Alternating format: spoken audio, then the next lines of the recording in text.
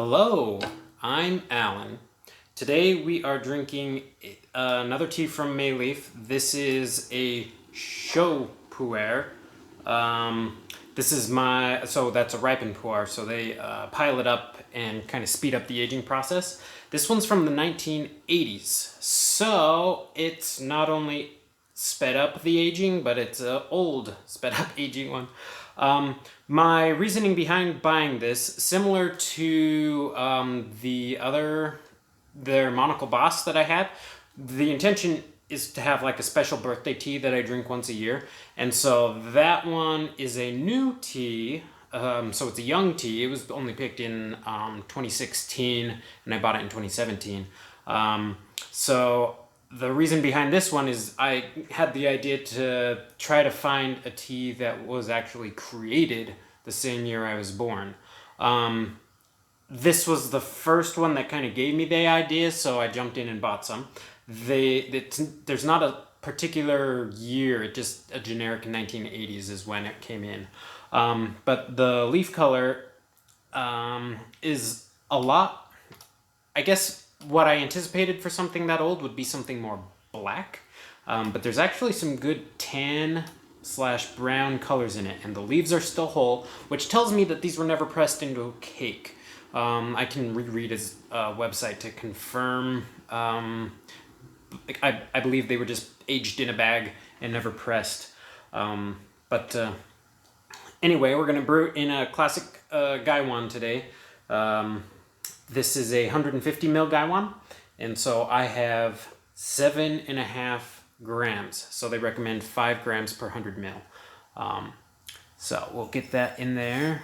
Wait. I think I want to heat it up first. No, I'll heat it up in the rinse. So they recommend that it gets brewed at 99 degrees. At my elevation, my pot just takes forever to get up there, if ever. So I'm doing it at 95 because otherwise it just doesn't get that hot at my elevation with 1,400 meters roughly. So anyway, we're gonna do a quick rinse on this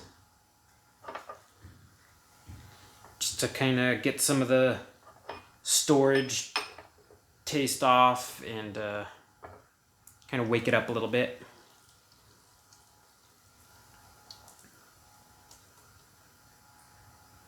And then we can smell it. Okay.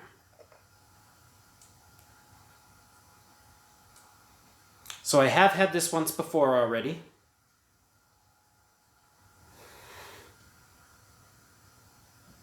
So some of the notes, it's just kind of like a woody, musty, not like musk with a K, must with a T. Kind of like old wood, but there's still like a weird freshness to it that I haven't quite identified. Kind of smells like rocks, so maybe a minerality to it, which is very intriguing. Let me make sure this is still hot. While that heats up again.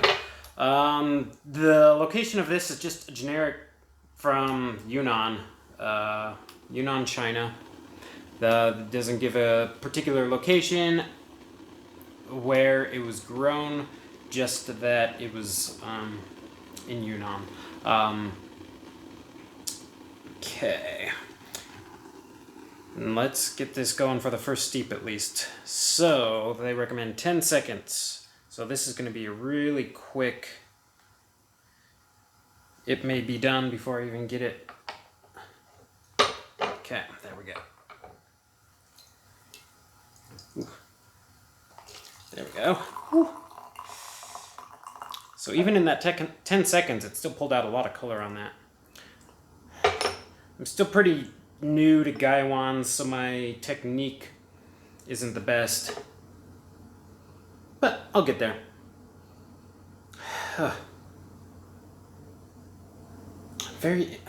I'm having a hard, maybe celery. That's what I'm picking up. like celery. It's very interesting. So it has kind of that old wood scent, but with celery, which is where I'm getting kind of the fresh scent from. Okay. Keep that hot. On this very first steep, it's still really dark. Past amber, it's now getting into the reds and the browns as far as the color. I'm gonna try to cool this off really high so I don't burn myself. The Cultivar is also Ye Zong, which is the same as their Monocle Boss that I've already tasted. So that was just something interesting. Wasn't something as a reason why I bought it. It was just interesting that they're the same Cultivar. So cheers. I'm scared just because it's a little hot still. Yeah, I'm gonna cool it off 1 or 2 more times. Just so that way I can keep tasting it. Okay, we'll try that. All right, cheers. So it's pretty light, mostly just because it's the first brew. This thing takes well over 20 steeps, so it's got a lot to offer. The first few are just gonna be as it's trying to wake up from its 30+ year hibernation.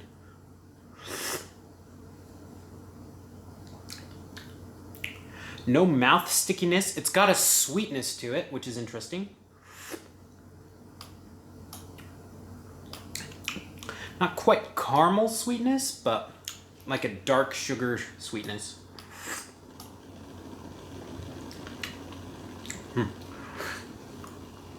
It's very nice. Okay.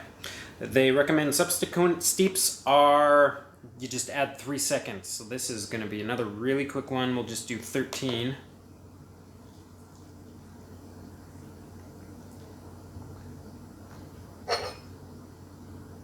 Very clean. Like there's not a lot of dust or foam. Okay. That was actually 17, so it's a little bit long. Yeah, my technique can be improved.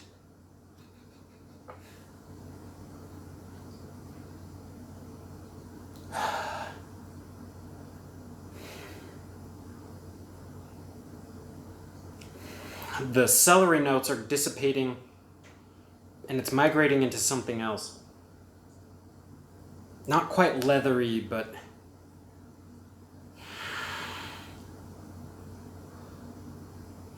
I'll have to figure out some words for it as I go through this. Let's keep this nice and hot. Already a lot darker, very dark red in this second steep already. And it maintains its color throughout. It lasts quite a while. Okay, I'll kind of cool it off a few times so I don't get burned. All right, cheers.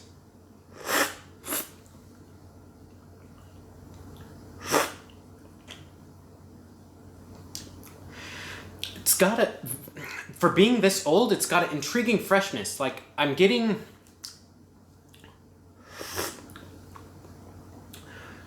it's like this cooling sweetness. Not quite like menthol, but there is a definite cooling. Tastes of wood, maybe even like wet rain, like soily.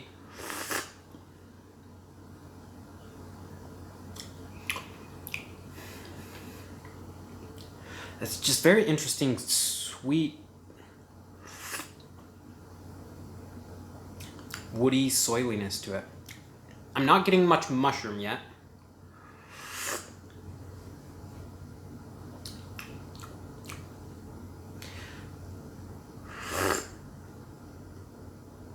No mouth stickiness. It's a very smooth.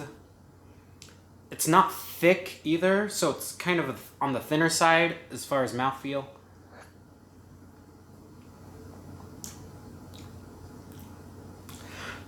No bitterness.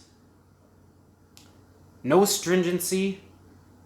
Mostly just this sweet cooling sensation. Okay, let's do a third steep.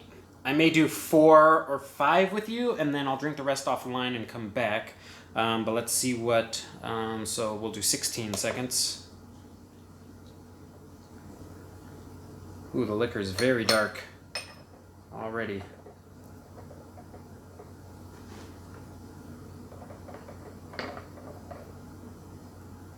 Okay.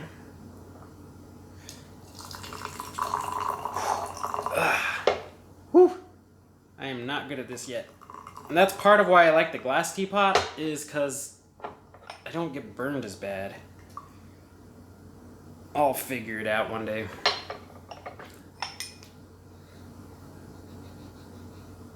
Still lots of aroma. Kind of papery, maybe? Some papery notes. Not quite leather, though. It's not that old of a smell. There's still like a brightness to it.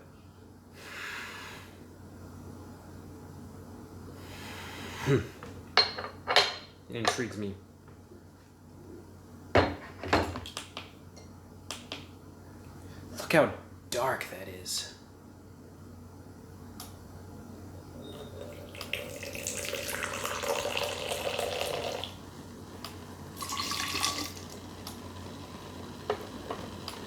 Toss it back and forth just a couple times.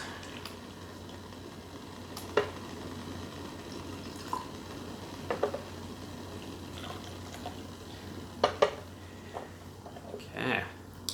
Cheers. Got a leaf.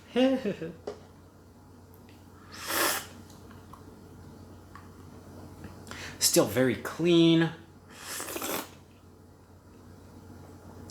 No bitterness, no puckering, no stickiness. Just very, very smooth is kind of the closest word I could say. There's just nothing standing out.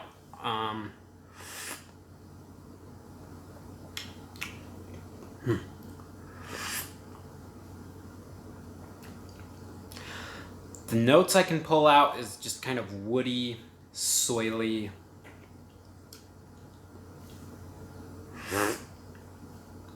Sweet. Like a subtle sweetness. Definite cooling feeling when I inhale. Very pleasant after aroma coming up from the throat.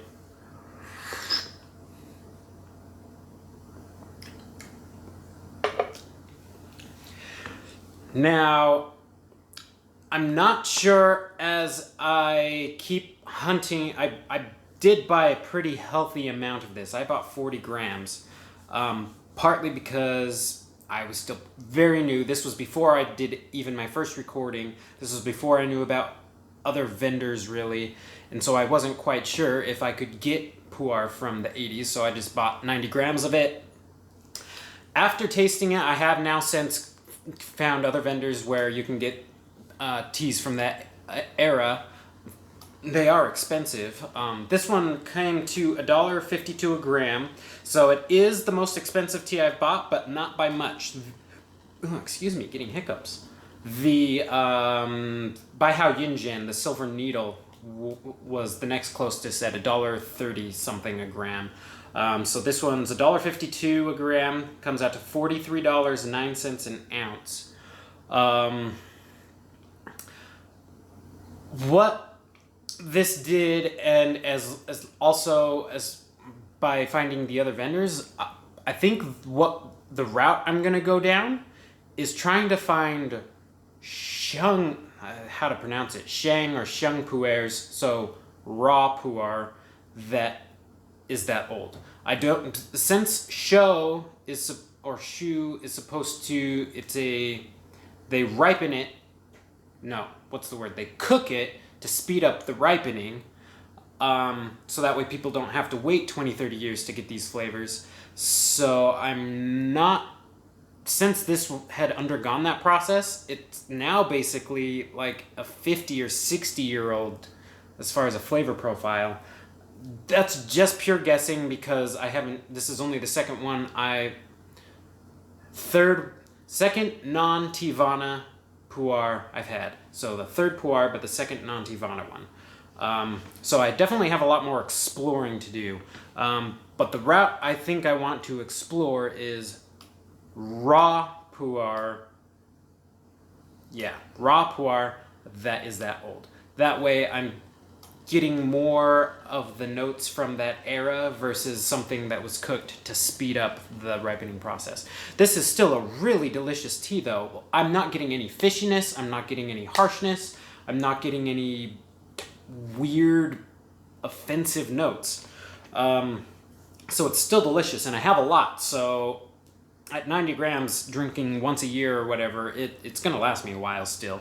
But I wanna now try to explore more a specific year. This is just a generic 80s, so I'm going to be looking, I was born in 87, so I'm going to be looking around that time, either picked in 86, 87, or pressed, so maybe just eras between 86 and 88 is kind of what I'll be looking at for this particular journey, the goals with this particular tea. It's mostly for a once a year drink for my birthday.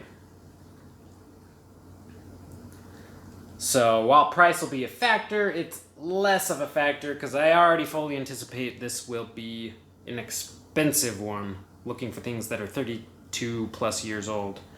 This one we're going to do for 19 seconds. This is the, the fourth. I really need to practice that brewing or pouring technique with cold water. Oof, that is hot. Oh, I guess there's a trick where you can like pinch your ear or something where it'll help cool it off. Pull the heat away. Ooh, that is hot. Okay, very dark, almost black liqueur, or liquor, not liqueur, coming off of this. So this is the 4 steep.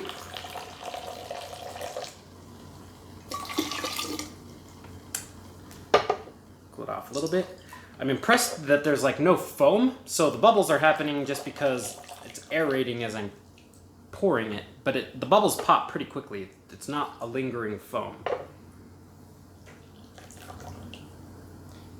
which I'm still need to explore if that's a bad feature or not. I'm sensing foam isn't desirable, while bubbles are fine, but I'm still exploring that. Anyway, cheers.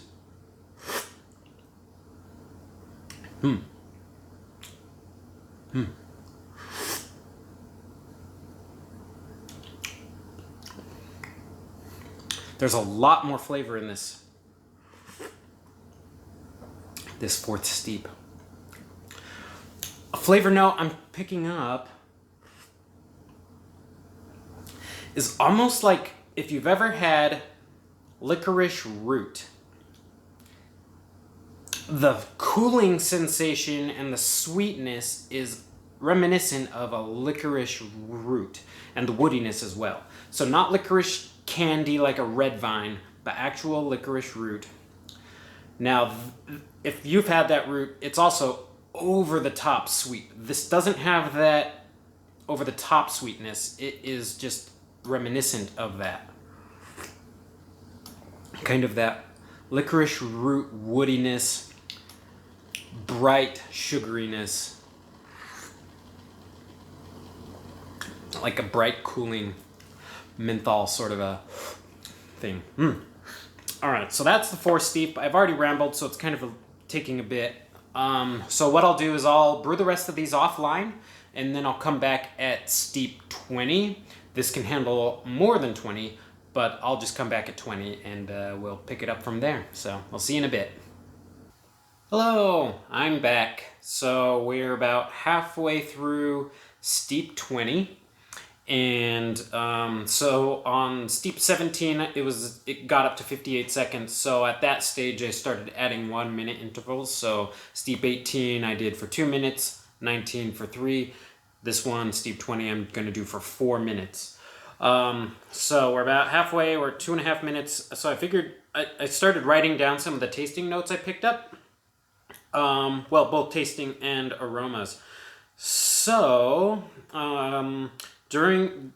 throughout it, these were the aromas I was picking up. So there was definitely wet soil, even to the extent of being kind of petrichor at some stages.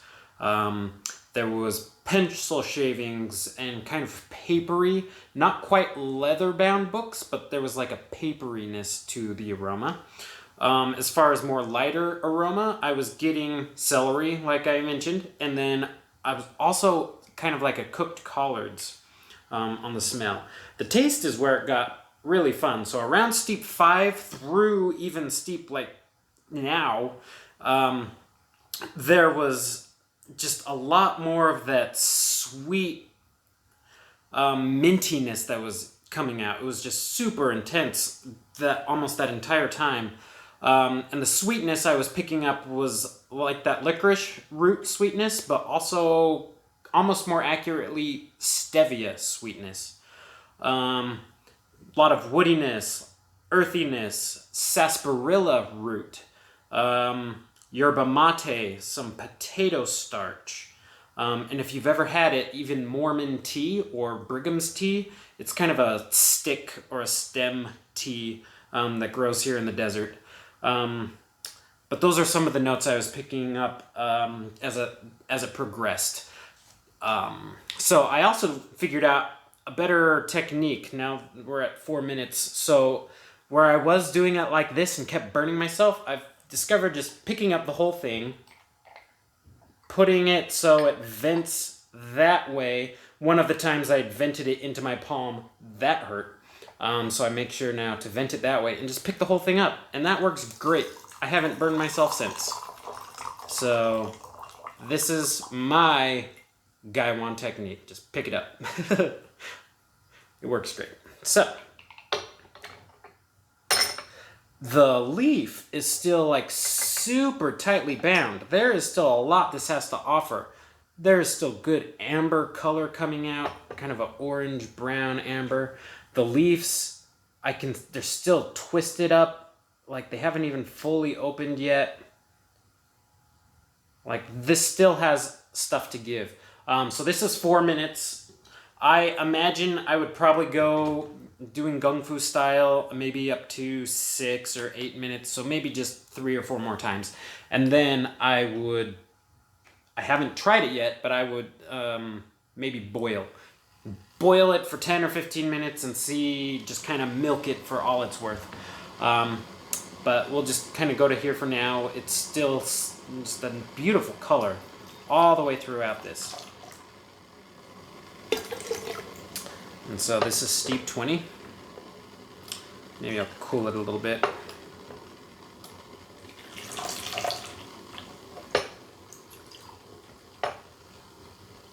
Okay. All right. Cheers.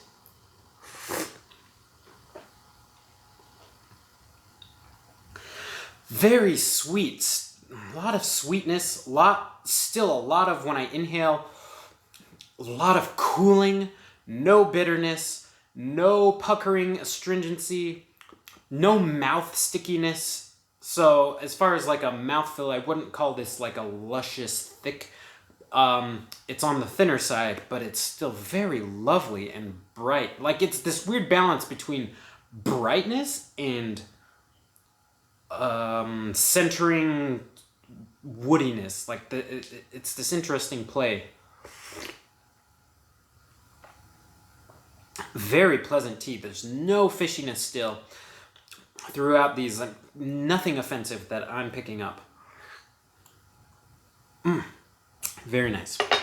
So, yes, still very kind of minty as I'm inhaling. So, at this stage, we'll just kind of taste what the encore, let it sing one more time, well, everything mixed together, all 20 steeps, what these taste like, all combined in its wonderful chorus.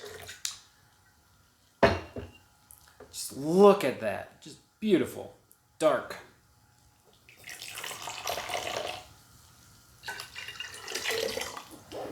I kept it covered just to kind of insulate the heat a little bit throughout, but cheers.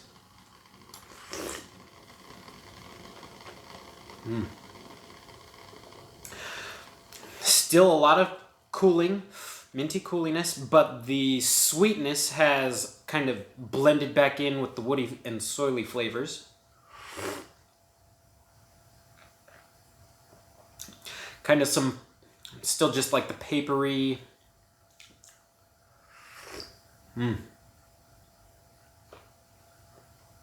And in all honesty, other than the sweetness being mellowed in the blend, the flavor, there wasn't much, well, it was definitely lighter, but there was still a lot of flavor in the 20th steep, so there's not a big jump where, like with the Gyokuros I've had, where steep 5 is basically bland, and so then it becomes like, bam, it's all the umami and everything back. There's more flavor, but it's not as drastic of a flavor change between drinking the Encore and drinking the 20th Steep. So these leaves still have a lot more to offer. But I'll do that offline. I'll try boiling it maybe and just try to milk as much flavor out of it as possible. But anyway, so that is my first non-Tivana Shu Puerh. And this is from the 80s, so it's a really, really old cooked pu'er. Very pleasant. I'm happy with this. It is kind of guiding how I'm wanting to approach this birthday specific tea, where it's like, maybe I won't go for show, I'll go for sheng or raw pu'ers. That way I'm getting the essence of that year specifically, not so much the aged, sped up, cooked taste. So I've got one that's on the way. I don't remember the vendor I bought it from, and I think it's 1988 is this one, but it is a raw. So we'll be tasting that one soon. But anyway, this is still very pleasant, still very tightly wound. Lots to offer. But anyway, I'll sign off for the evening. I hope you have a wonderful night. Enjoy your tea, enjoy your life, and just enjoy. Well, take care. See ya.